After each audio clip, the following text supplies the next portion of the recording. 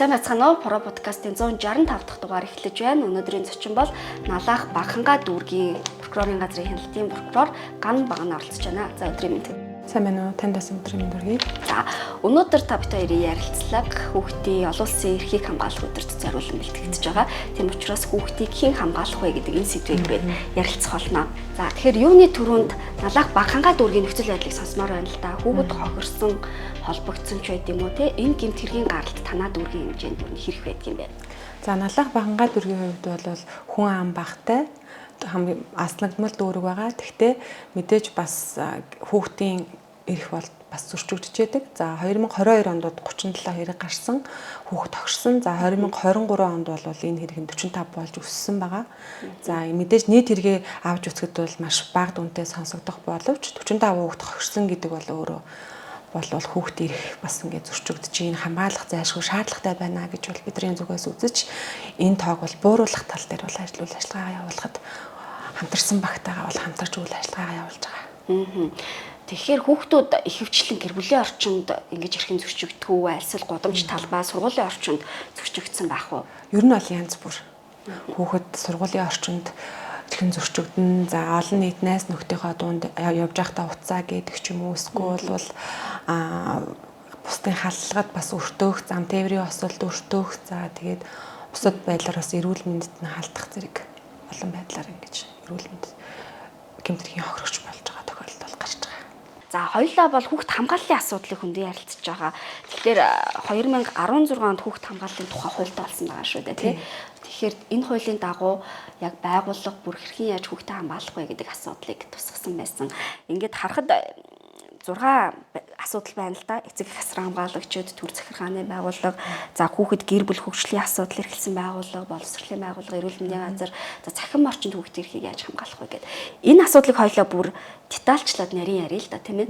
За эцэг эхчүүд, за энэний тэргуунд яаж хүүхдээ энэ одоо хуулийн дагуу хамгаалах хэрэгтэй байдаг юм бэ? Бид нар яг ямар алдаа гаргаад хүүхдийн эрх зөрчигдөд байгаа юм бэ?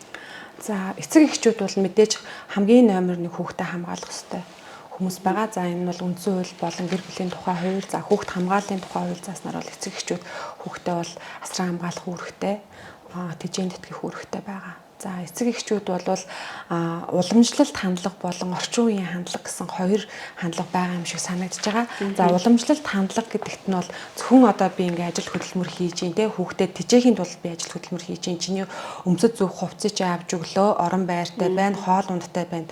Ингээд одоо чамд өөр юу хэрэгтэй юм бэ гэдэг байдлаар ингээд хүүхдэд ханддаг бол орчин үеийн хандлага гэж үзэж байгаагаар бол хүүхдэд өөрөө үлгэр дуурайл үзүүлэх, за хүүхдэд цаг гаргах, тоглох байдлаар бас хүүхдэд нөлөөлөх сэтгэл зүйд нь ялангуяа бага насны хүүхдэд бол хэлж ярихаасаа илүү хамт тоглоод, хамт цагийг өнгөрөөж байхдаа илүү хүмүүжүүлэлт нь эцэг эхчүүд бол маш том үүрэг оролцоотой байгаа гэдэг бол сүүлийн үеийн эцэг эх залуучууд бас яг энэ байдлаар хүүхдэд өсгөж хүмүүжүүлж байгаа нь бол өөр нөлөөтэй харагдаж байгаа. Тэгэхээр хүүхдэд цаг гаргах, за хүүхдийнхаа боловсрол эрүүл мэндэд нь бол ингэж илүү их хандж байгаараа орчин үеийн гэж бол миний хувьд бас тэгж нэрлэж үзээд байгаа. Тэр нь бол яг хүүхдийн одоо ирээдүйн хамгаалах, ирээдүйн сайн иргэн боловсон хүчин болгох тий Монгол улсын сайн хүн болгоход нь бол илүү хүүхдтэйгээ ойр дотн харилцаатай байснараа сэтгэл зүйд нь илүү нөлөөлж байгаа юм болов уу гэж харж байгаа.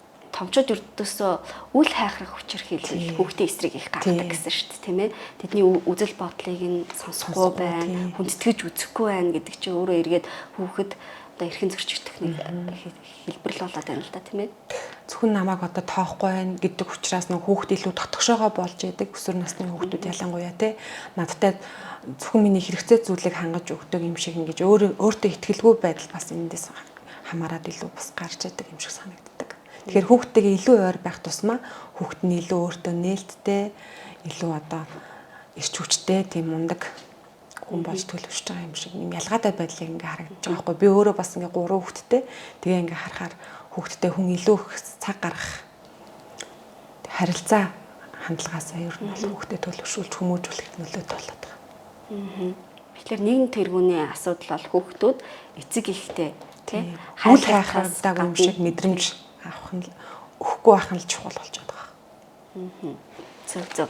Тэгэхээр хүүхд хамгааллын нэг номерын асуудал бол гэр бүл эцэг эхийн зүгээс асран хамгаалагчийн тэгээд зүгээс одоо ээж аав нар бол ингэж үздэг штеп.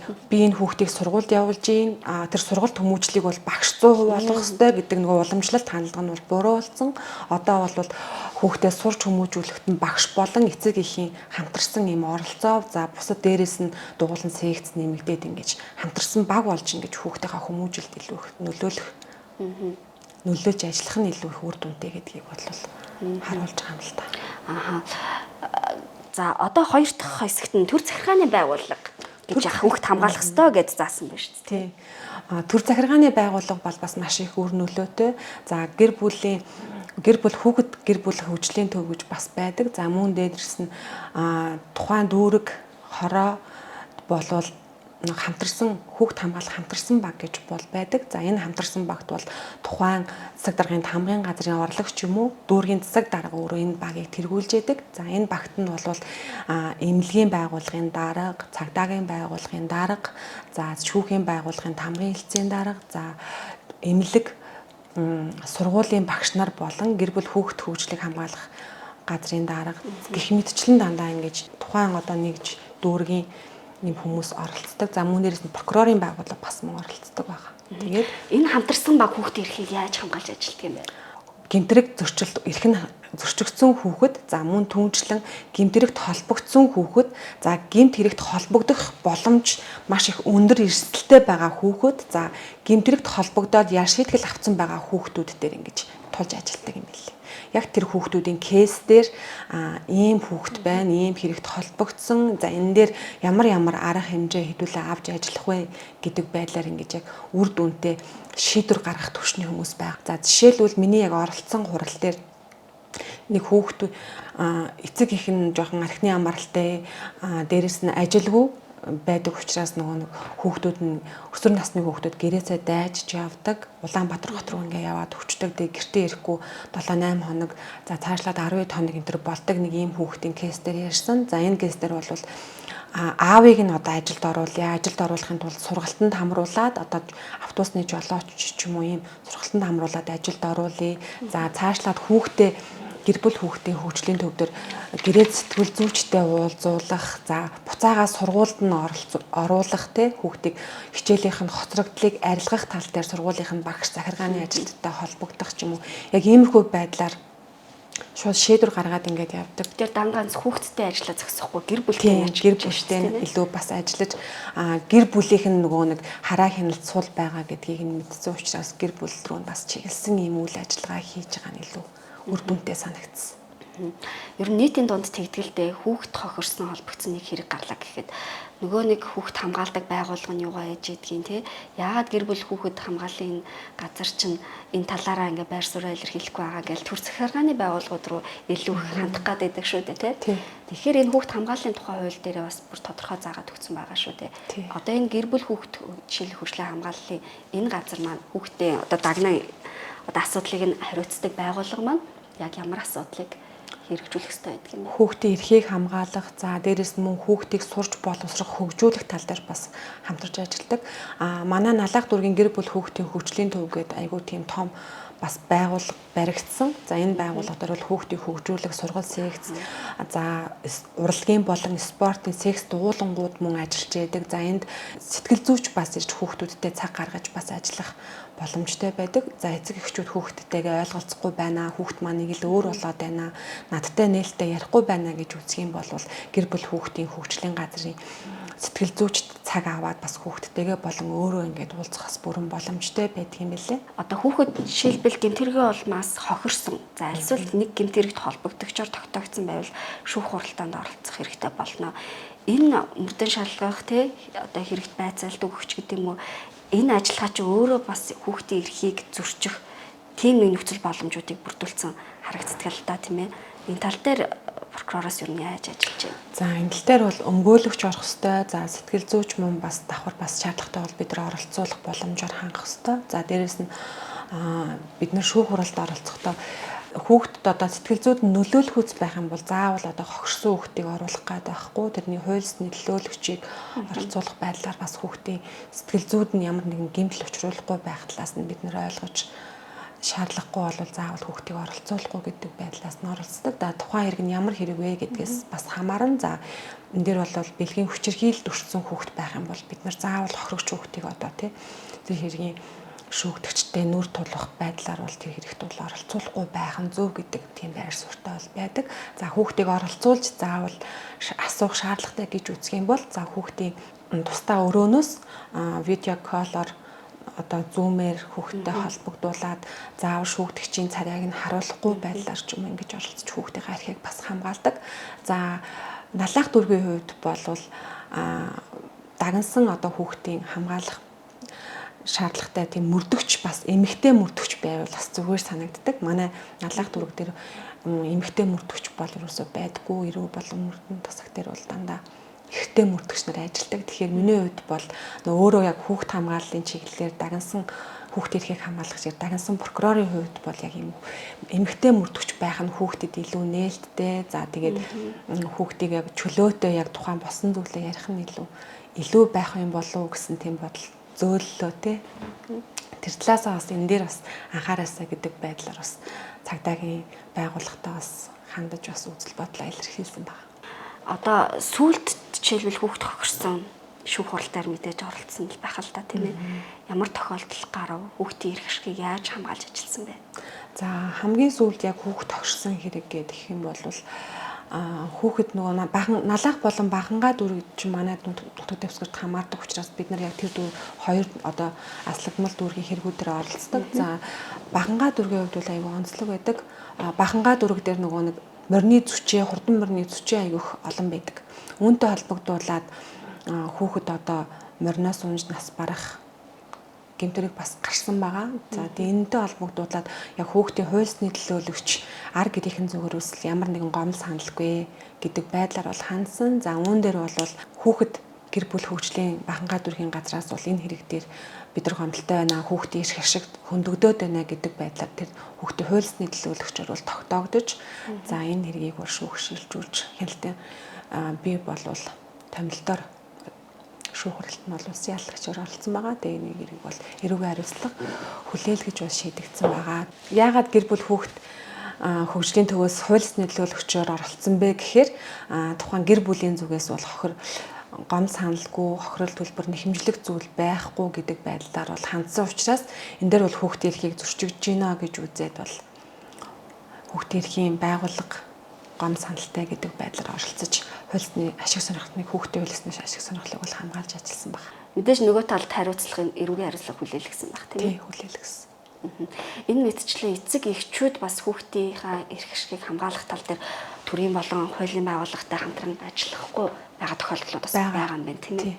Тэр тал дээр бол бид нар гэр бүл хүүхдийн хөгжлийн төвд хандаад хуульсны төлөөлөгчийг томилуулж ажилладаг байна. Тэрнээс биш бол эцэг их нь гомдол саналгүй юм чи энэ хэрэг ингээд хэрэг биш юм энийг ингээ хаа гэдэг байдлаар бол ханддаггүй хүүхдийн эрх ашигыг бол хамгаалаад хариуцлагыг нь бол хүлээлгээд явж байгаа гэсэн үг. Цаашлаад яриа л да боловсролын байгууллага хүүхдийн эрхийг хамгаалах ёстой. Гэтэл сургуулийн орчинд ч юм уу хүүхдүүдийн эрх ашиг бас нэгэн хэсэг нь зөрчигдөд байгаа шүү дээ тийм ээ. Митингийн дээрлэлтэнд өртөж байна. Танаа дүрхтэй холбогдуулаад ярихад сургуулийн орчинд яаж хүүхдийн эрх ашиг ер нь зөрчигдөж байна? За налах дүргийн хувьд бол сургуулийн орчинд бас мэдээж тодорхой хэмжээнд гэмт хэрэг гардаг. Гэхдээ нөө сургуулийн скул полиц гэдэг шиг тухайн одоо сургуулийн хүүхдийн нөгөө эрхийг хамгаалах тийм хүүхдийн илч гэдэг хүн одоо тухайн анги хамт олон дотроо байдаг. Тэгээ тэр хүүхэд нь өөрөө ингээд бусдын одоо эрх ашиг зөрчигдөх юм бол цагдаагийн байгууллагад мэдээлэл ингэж болохгүй гэдэг байдлаар бас ингээд хүүхдүүд өөрсдийнхөө эрхийг хамгаалах байдлаар ингэж ийм ажил цагдаагийн байгууллагатай болон сургууль садаргын хамгаалгын газар прокурорын байгууллагатай хамгаалж ажилласнараа энэ ажил бас айгүй үр дүнтэй байгаа. Тэгэхээр хүүхдүүд өөрсдийнхөө эрх ашигыг бас ингээд ганцхан нийгмийн ажилтан гэхгүй анги болгонд нэг тийм хүүхдийн эрхийг хамгаалах элч байдаг. Тэр элч нь өөрөө хүүхдүүдийнхээ эрхийг хамгаалах, тэднэрт гэмтрийг зөрчилдвөл ийм зүйл тохиолдвол гэмтрийг бидний эрх ашиг зөрчигдөж гин гэдэг байдлаар хүүхдүүд дотроо манлайлагч сурагч нар нь үлгэр дуурайл үзүүлж ярьж хэлснээрээ энэ зүйл аял харьцангуй бага байдаг. Тийм байна тий. Тий. Цаашлаад ч гэсэн өөр сургууль дүүрийг бас хэрэгжүүлж болохоор ажил байна тийм ээ. Нөгөө талдаа прокурорын байгууллага энэ боловсролын салбарт ажиллаж байгаа багш ажилчтай ч байт юм уу сургалт мэдээллийг хэрхэн яаж өгдөг вэ? Хэрэг өгдөг вэ? Бид нар хүүхд ялангуяа нөгөө өсвөр насны хүүхдүүд бол гэмтрэгт одоо хохирогч болон холбогдогч байдлаар ямар нэгэн байдлаар холбогдож байгаа тохиолдол бол нөгөө судалгаагаар бол илүү өндөр гараад идэг. Тэгэхээр нөгөө нэг өсвөр насны хүүхдүүдэд бид нэр прокурорын байгууллагаас яриа таниулах, хийх, тараах материал өгөх. За жишээлх юм бол хамгийн сүүлд бол хүүхдүүдийнхээ өөрсдөө н оролцоог дэмжиж хуулийг судлаад, таниулаад тэрнтэйгээ холбоотой кейс, за тэгэнгүүтээ бичлэг, рил хийх байдлаар өөрсдөр нь энэ хуулиудыг судлаж, бусдад нь өөрсдөр нь дамжуулах байдлаар түгээх энэ ажлыг бол бас зохион байгуулж хамтарч ажилласан. За дээрэс нь бид нар өөрсдөө бас мөн яриа таниулах, нийгмийн ажилтнтай хамтарч ажиллах зэрэг байдлаар бол хамтын ажиллагаа жижиг дүүрэг учраас илүү юм оновчтой тэгээд ойр байдаг юм болов уу гэж миний зүгээс хараад байна. Хоёлаа хүүхд хамгааллын энэ хуулийн дагуу асуудлуудыг ярьж байгаа тийм ээ. За эрүүл мэндийн байгууллага ч гэсэндээ хүүхд хамгаалалт 1 номерыг бас байгууллага байгаа шүү дээ тийм ээ. Энэ байгууллага хуулийн дагуу ямар үйл ажиллагаа эрхэлж хүүхдийн эрхийг хамгаалах хэрэгтэй юм бэ? Эрүүл мэндийн байгууллага бол бас хүүхдийг хамгаалахад бол өндөр оролцоотой. За жишээлх юм бол хороод үргийн эмчнэр хүүхд үзэхтэй тэр үед бол хүүхд одоо гэмтрэг зөрчилд өртсөн байж болзошгүй байна. Эсвэл үл хайхрах одоо байдалд энэ хүүхд өртөөд байгаа юм болов уу гэсэн хүүхдүүдийнхаа талаар цагдаагийн байгууллага болон хороод үргийнхаа засаг даргын газарт мэдээлснээр хүүхдийг тухайн гэр бүл болон тухайн эцэг эхт нь илүү хандаж энэ байдлаар нийгмийн ажилтнууд нь бол хамгаалалтынхаа арга хэмжээг илүү авч ажилладаг гэсэн үг. Нэг зүйл санаанд орлоо л да өрхийн эмнэлэг дээр жишээлбэл хүүхдүүдийг саруулга үздэг шүү дээ. За өсөлтийн хоцрогдолтой, хоол тэжээлийн дутагдaltaй байна уу гэдгийг нь өрхийн эмчнэр чи хараал мэднэ. Хэрвээ анхаарал хандуулах шаардлагатай бол магадгүй цагдаагийн байгууллагууд ч гэсэн хандаж болох нь шүү дээ. Тэр эрх нь байдаг юм байна. Тийм байгаа. За сургуулиудаар цэцэрлэгүүдээр ч гэсэндээ эмч нар чи явж тогтмол үзлэг шинжилгээ хийгээ явдсан шүү дээ. Тэгээд яралтай тусламжийн төвд бас нөгөө нэг хохирсон хүмүүс ирж үзэлт хийлэгдэг. Тэрнтэй холбогдуулаад ямар учраас энэ шарахыг энэ хүн авсан бэ гэдэг байдлаар асуулга байдлаар бол ерөнхийдөө авдаг байгаа. Энтэйгээ холбогдуулаад бас хүүхдүүдийг гэмтэргийн замаар авсан байх боломжтой юу, боломжгүй юу гэдэг байдлаас нь дүгнэлт хийгээд гэмтрэг зөрчлийн байдлаас энэ одоо хүүхд хогшсон гэж үзэх юм бол цагдаагийн байгууллагад мэдэгдэж ингэж хамтарч ажилладаг байна. За тэгэхээр бас хүүхд хамгааллын хууль дээр цахим орчинд хүүхдийн эрх шиг маш их зөрчигдөж байна. Ялангуяа энэ контент бүтээж байгаа тийм хүмүүст бас анхааруулж хэлэхэр зүйл маш их байгаа шүү дээ. Одоо нөгөө хүүхдүүд утасны маш их хамааралтай болсон. Ерөөсө гар утастай байнга ингээл бид нар ч гэсэн хүүхд болгоно нэг утас эсвэл таблет аваад өгсөн. Тэгэл бүх мэдээллийг ерөөсө тэндээс авж байгаа. Жишээлх юм бол эцэг эхээс илүү баг ингэж тэдэр хүмүүсийн контент бүтээгчдийн баг хэлсэн ярьсан одоо сурталчилж байгаа зүйлд илүү их ингэж автж байгаа байдал бол маш их анзаарагддаг. Одоо жишээлбэл манай хүүхд одоо ингээд 11 настай ихт контентуудыг үздэг.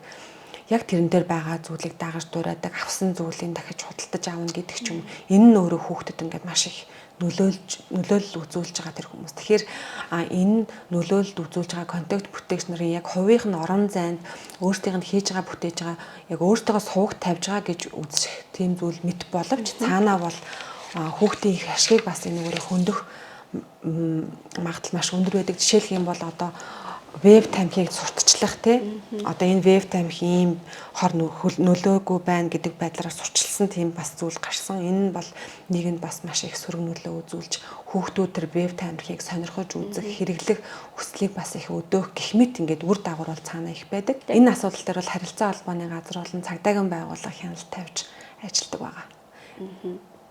Тэгэхээр ер нь бол энэ контент бүтээж байгаа хүмүүс, за олонний танил хүмүүс ч гэсэндээ сошиалд ямар нэгэн бичлэг зураг оруулахдаа одоо бусад хүүхдүүд үзэж байгаа шүү. Тэгээд тэднэрт бас муу үлгэр дуурайл болох агуулгатай юм оруулж гинөө гэдэгтээ бас цензуртай хандах хэрэгтэй болж цензуртай шаардлагатай. Телевизүүд болон сонин сэтгүүлүүд бол харьцангуй гайгүй болсон. Харин бол энэ нэр хуваарь контент бүтээж байгаа хүмүүс болон албан байгууллагууд анхаарах шаардлагатай болсон нь харагдаж байна. За хүүхдүүд ч гэсэн хохирсон талаараа альсвал гэмтэрэгт урайлсан талаараа пост мэдээлэл оруулдаг шүү дээ тийм ээ.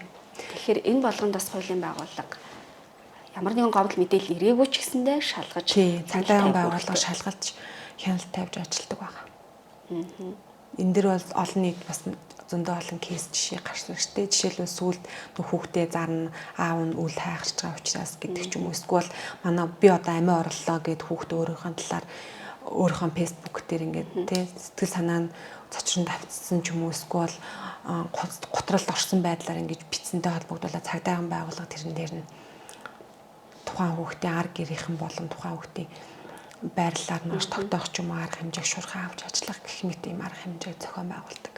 За яг энэ цахим орчин дээр жишээлбэл тий харилцаа холбоо зохицуулах хорооч гэсэндээ тэр контентуудыг бас дүгнэх тий хэрвээ хүүхдэд ямар нэгэн хор хөнөөлтөй сөрөг үр дагавар авчирхаар контент бүтээж байгаа бол бас хариуцлага тооцох тийм асуудлууд яригдчих шүү дээ тийм ээ. Энэ хүүхд хамгааллын тухай хууль өөрөө 16 оноос хэрэгжиж эхэлсэн гэхээр саяны хойлонгийн дурдсан бүх байгууллагууд л хүүхдийг хамгаалдаг байх нь тий. Тэгэхдээ яг энэ хуулийн дагуу хамгаална гэж нэг сэтгэл хөдлөлгөө байна гэж байхгүй шүү дээ тий.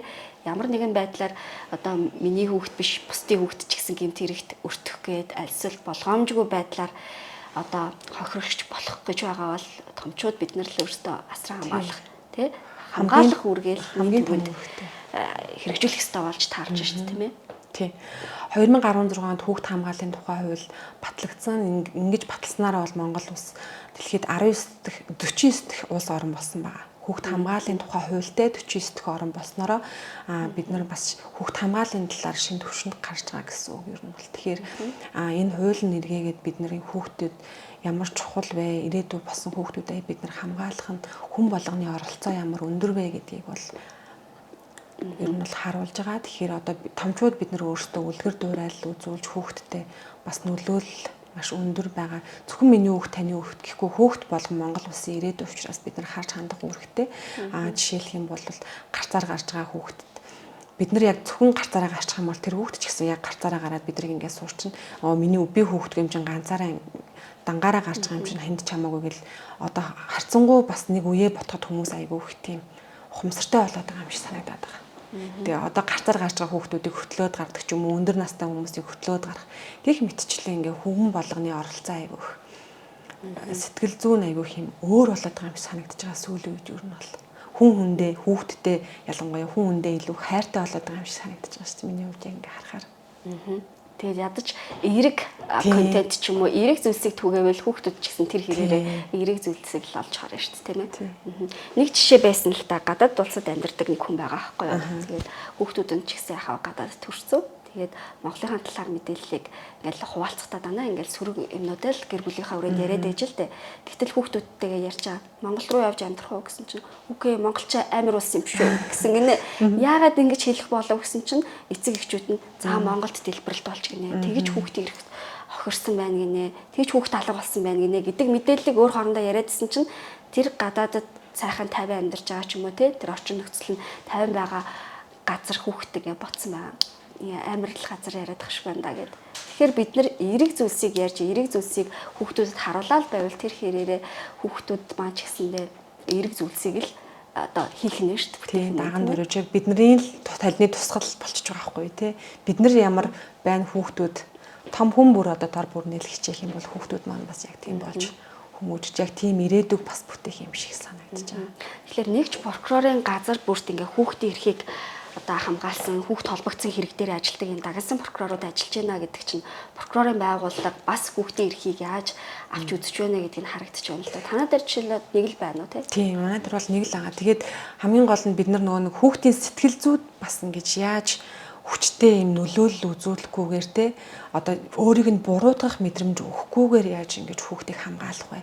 Тэр хүүхдийг яг ингээ ирээдүйд одоо гэмтрэг зөрчилд холбогдсох хохирох чинь өөрөө бас нөгөө тэрийн болгон хүн болгон холбогдоод байхгүй энэ нь өөрөө эргээгээд өөртөө ихтгэлгүй байдал те өөрийгөө голох эсвэл татгшоогоо болох өөрийгөө буруутгах тийм үзэл бодолд хүүхдийг хүрэхгүй байх юмсан гэдэг байдлаар хандахыг хичээдэг хүүхдийг одоо чи л ингэсэн учраас чиний буруугаас болж ингэлээ гэдэг байдлаар өөрөөсөө хандахгүй ингэж сэтгэл зүйд нь л нөлөөлөхгүй байх юмсан гэж хичээж ажилладаг. Тэгээд манай дүүргийн прокурорын газрын хувьд бол тухайн дүүргийнхаа хүүхдүүдээс гадна прокурорын байгууллагын алба багш нарынхаа одоо хүүхдийг харах чандах хөнгөө байх юм бол тэндээ авчираад бас байлгах тусдаа тийм бас өрөө байдаг. Ажилчдыгаа хүүхдүүдийг байлгах. Энэ нь бас эргээгээд хүүхдүүдээ бид нар нөгөө гэртээ цойжлоод орхиод ажилдаа явчихдаг байдал ч юм уу. Тэндээс бас ингээ хамгаалах юм өр нөлөөтэй ажлуудыг бол байнга өдөр тутамдаа манлайлж хийхийг бол хүсэж оролцоотой байдаг байгаа. За баярлалаа. Тэгэхээр өнөөдөр олон улсын хүүхдийн эрхийг хамгаалах өдөр тохиолдуулсан про подкастын дугаараа зориулсан байгаа. Тэгэхээр төгсгөлд нь хандаж юу гэж хэлмээр байна? За төгсгөлд нь хандаж хүүхдийг хамгаалах одоо зөвхөн 6 сарын 1-ний өдөр л хүүхдүүдэд хамгаалж, хүүхдэд цаг гаргаж, хүүхдэд баярлуулж тэ яг хүүхдийнхаа хүссэн зүйлийг яг хүн болгон хийхийг ирмэлцдэг. За ганцхан 6 сарын 1-ний өдрийн биш өдөр болгон хүүхдүүдэд цаг гаргаж, хүүхдэд хамгаалж, хүүхдэд сонсож, хүүхдтэйгээ тоглодог ийм байгаасай гэж бүх хүмүүстээ, бүх эцэг эхчүүдтэй уриалмаар байна. Тэгээ бүгдээрэнд нь хүүхдийн эрхийг хамгаалах өдрийн баярын мэнд хүргье. За баярлалаа. Про подкастын 165 дахь дугаар та бүхэнд хүрлээ. Подкасттай холбоотой санал хүсэлтээ олон нийтэд харилцах албанд хэрэглээрэй.